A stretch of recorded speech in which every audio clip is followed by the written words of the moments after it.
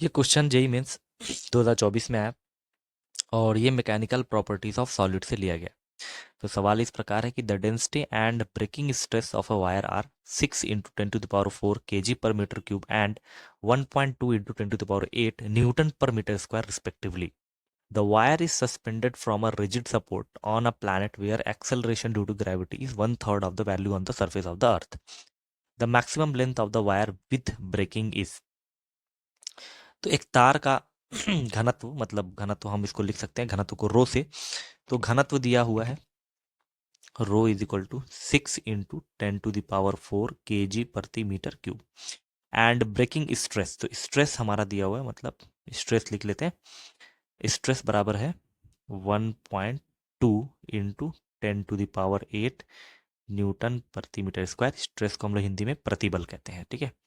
तो स्ट्रेस की फॉर्मूला हो गया 1.2, मतलब वैल्यू हो गई 1.2 इंटू 10⁸।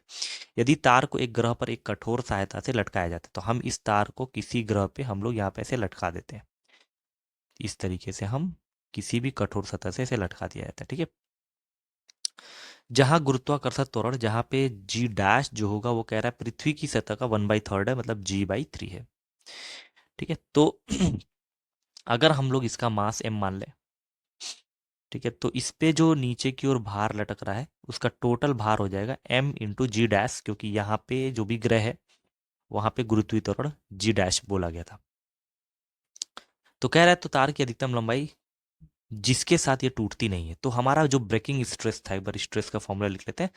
स्ट्रेस चूंकि होता है F/A, ठीक है, और F जो बल लग रहा है ये भार के बराबर यहाँ दिया हुआ है, भार बराबर हो गया mg, ठीक है। जो भी बल यहाँ पे खींच के उसको लंबा करने की कोशिश करे तो mg डैश अपॉन a।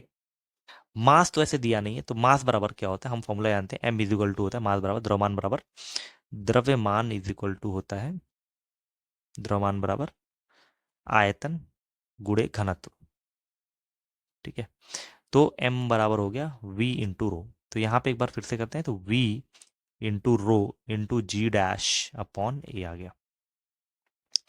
वैसे v क्या होता है, आयतन बराबर, अगर किसी भी जैसे इस तार का आयतन निकालना है तो एरिया और लंबाई का मल्टीप्लाई होता है, a into L into rho into G dash by A. तो यहाँ पे a से a कैंसल आउट हो जाएगा और g की वैल्यू भी रख देते हैं g/3। तो l row g/3 is equal to stress. अब हमको L निकालना है तो फॉर्मूला क्या बन जाएगा, L इज इक्वल टू हो जाएगा 3 इंटू स्ट्रेस, ठीक है, अपॉन रो और जी का नीचे डिवाइड हो जाएगा, ठीक है। अब सारी वैल्यू हम लोग रख लेते हैं, जैसे 3 का 3 हो गया। स्ट्रेस की वैल्यू क्वेश्चन में दी थी 1.2 इंटू 10⁸। रो की वैल्यू दी थी 6 इंटू 10⁴। और जी की वैल्यू यहाँ पे हमसे बोल दिया गया था कि आप 10 ले सकते हैं, टेक 10। तो वैल्यू कितनी आएगी 3 टू द 6, ठीक है। इसको काटेंगे 0.6 आ जाएगा इंटू 10⁴ से 8 काट दें 4 आ जाएगा, एक और काट देंगे 3 आ जाएगा, 10⁻3।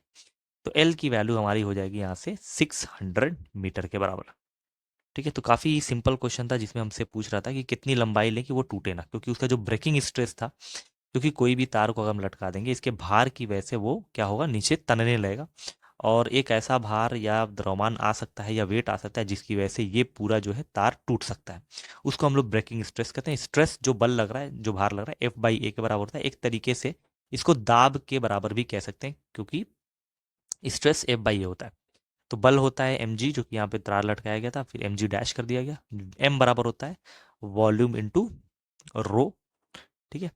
v की फॉर्मूला क्या होता है, अगर किसी चीज़ का वॉल्यूम निकालना है, अगर एरिया कांस्टेंट पूरे थ्रू आउट लेंथ पे होता है, जिसके हम लोग लंबाई इसकी l मान लिए थे, पूरे लंबाई l में अगर उसका द्रव्यमान एरिया जो a है एकदम फिक्स है, तो फिर हम लोग इसका आयतन v बराबर लिख सकते हैं एरिया इंटू लेंथ, क्योंकि यहाँ पे लिखा गया था a से कट गया तो हमारा फॉर्मूला आ गया, तो l की वैल्यू निकाला गया तो हमारा आंसर आ गया 600। तो यहाँ पे हम 600 लिख देते हैं।